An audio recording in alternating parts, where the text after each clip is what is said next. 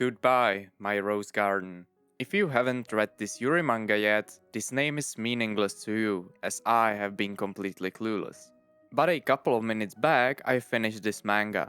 And trust me, my hands were shaking so hard going through the last volume.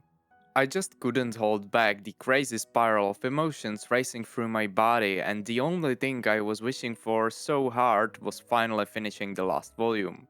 This manga forced me to think about cruelty of history, and not even that, it forced me to think even about today's issues in Western society. But I would lie to you if I said it didn't surprise me by its quality. I came into a collision with this manga by exploring one of the bookstores in Prague. Not so far back, this manga got translation into Czech. I didn't know what it is, but the drawing was so extraordinary it forced me to buy it and give it a chance. I was honestly expecting stereotypical Yuri manga with a lot of kisses in there and other stuff, you know what I mean. And when I started reading, it was kinda what I expected it would be. The characters looked perfect, just kind and balanced. I really thought this manga will be just rushing the author's dreams and using so many stereotypical aspects well known in anime and manga. But after finishing the first volume, the author showed me this won't be just his wet dreams about girls' love. He actually pushed his characters through hell, letting them suffer and fight with their life to actually obtain happiness. The characters do not have happiness and nice life together for free. They need to fight for it, they need to overcome their inner issues, and that's something I truly respect a lot. Even though their love and the insane speed of development of their feelings are kinda childish in the beginning, it gets better in the future. It is a manga from Victorian era in the United Kingdom. It gives me feeling the author just loves and wants to draw cute girls in beautiful Victorian period dresses. And hey, he's honest with us and confirms that with a smile. And yeah, drawing is just perfect, so I don't care. The level of detailed clothes or backgrounds just makes this manga an amazing piece of art. But there is more. This era is just perfect for a lesbian drama, mostly because of issues in society. But you know what? I'm from the Czech Republic. I was just thinking about seeing these issues still in my everyday life or on the internet. Yeah, if you are from higher society, loving someone of the same gender has to be destroying. Of course, I'm glad I live nowadays. But these issues are still here, and this manga made me think about this again and again. I can say the author has my trust in his side, mostly because he did crazy detailed research about the Victorian era in Great Britain. He even knows what kind of hairstyles were popular among Japanese women. One of the most popular ones is also Hanako's hairstyle, which was ideal to wear not just with kimonos, but also with a western kind of dress. Thanks to these small details, the story setting feels so authentic and natural. You can actually find a lot of details about this era or its society and educate yourself. This was just an example related to hairstyles, so I can evade any spoilers, but you will find a lot more important details in it. Romance is really sensitive and cute, but sometimes it feels a bit exaggerated, especially the amount of infatuation in the beginning.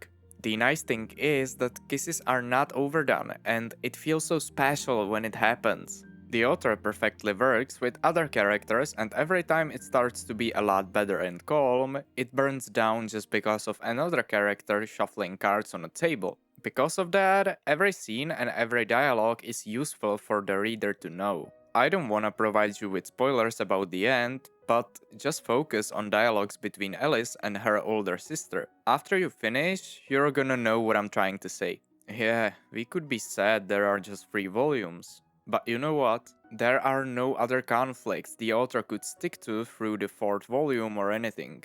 The tempo of this manga is just perfect. Anything said is useful for the story and its tempo itself. So, if the author wanted to make this story a little longer, it would be just a weird filler with useless content, and I respect he didn't fall in love with characters that much and made a decent decision. These 3 volumes are completely enough for a story like this, and it makes this experience so special. Related to the tempo and size, what I actually liked so much in a genre like this is that you don't know if the end will be sad or happy until the last few pages. Still, through the second volume, I had an idea how Alice and Hanako could resolve everything in the best and most peaceful way and still be together happy. Yeah, you could actually vindicate this manga because the situation in the second volume is a lot different, and in the last fourth of final volume, it's kinda late to exploit my idea. So, I'm really reserved to call it a hole in the story because, yeah, but actually, you can find explanation rational enough to not care anymore.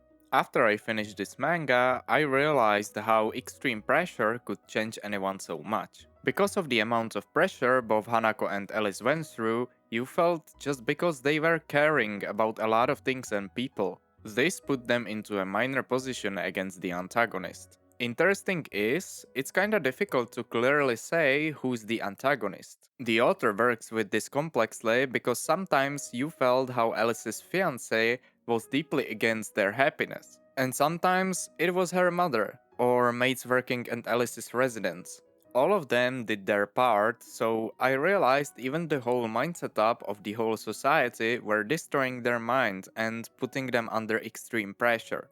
Then I realized all of them held extreme power over Alice. But why? Because she was caring about everything. But what will these people do if she just broke down and stopped caring about anything? This power could do absolutely nothing in this state. And explore yourself what I actually mean. But thinking back about the manga makes this piece a lot smarter than I thought it could ever become. I can guarantee you this manga goes deep into the general idea. But think about it yourself. It doesn't look that great on the first mind. But deeper and deeper you will think about the story, characters, and events that will show you what's really smart and beautiful about this manga. The last plot the author works with is about Hanako's passion for literature and what one author means for her. It uses a lot of literature references I could just point out as beautiful and put a single dot behind Alice and Hanako. Alice's inner conflict contained overcoming not doing anything. She was just writing about characters doing actions she never ever committed to take herself. But her stories made other people take these difficult actions, which is even heroic. Until the last page, you won't know if she is truly brave enough to resolve her inner conflict. Just go and find yourself what will happen. This manga totally surprised me with its cleverness, and I'm so happy I gave it a chance. I would not expect this level of intelligence from one of the most popular pieces translated into Czech. Just thinking about it inspires me so much, I can do just nothing but recommend it to everyone, especially people who love the Yuri genre.